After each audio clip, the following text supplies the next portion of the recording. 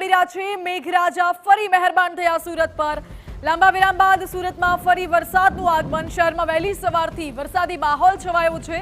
આઠવા gate Rander વિસ્તારમાં વરસાદ અને 4-5 દિવસના વિરામ બાદ વરસાદ શરૂ થતા લોકોએ રાહત અનુભવી છે। કેટલાક વિસ્તારમાં ધોધમાર વરસાદ વરસ્યો તો કેટલાક વિસ્તારમાં છૂટો છવાયો વરસાદ। જો કે શહેરમાં વહેલી સવારથી વરસાદી માહોલ છવાયેલો હતો।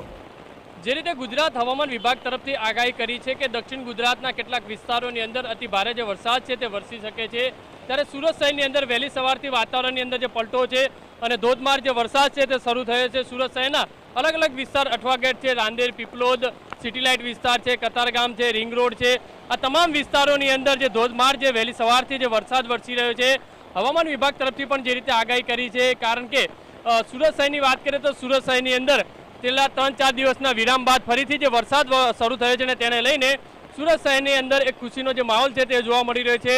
દક્ષિણ ગુજરાતના ખેડૂતોની અંદર એક ખુશી જે છે તે જોવા મળી રહી છે, કારણ કે જે 6 થી 7 દિવસ જે વરસાદે જે વિરામ લીધો હતો અને ત્યારબાદ અચાનક જ વહેલી સવારથી જે વાતાવરણની અંદર જે પલટો આવ્યો હતો અને સુરત શહેરની અંદર ધોધમાર જે વરસાદ જે વરસી રહ્યો છે, સીધા દ્રશ્યો જોઈ શકાય છે કે લોકો છે તે વરસાદથી બચવા માટે કોઈને કોઈ સહારો લઈ રહ્યા છે। કારણ કે છેલ્લા 3-4 દિવસથી જે વરસાદે વિરામ લીધો હતો અને લોકોને એ રીતે થતું હતું કે વરસાદે હવે જે વિદાય લીધી છે, પણ હજુ પણ વરસાદ છે તે વરસી રહ્યો છે।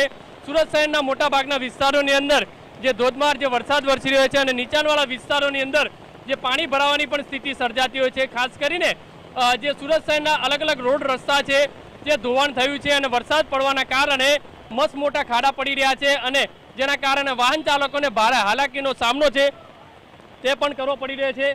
સુરત શહેરની વાત કરીએ તો સુરત શહેરની અંદર સતત જે વરસાદ પડી રહ્યો છે અને તેના કારણે એક ગરમીથી રાહત છે લોકો અનુભવી કરી રહ્યા છે। કેમેરામેન સંજય ચંદલ સાથે બલદેવ સુથાર, TV9 સુરત।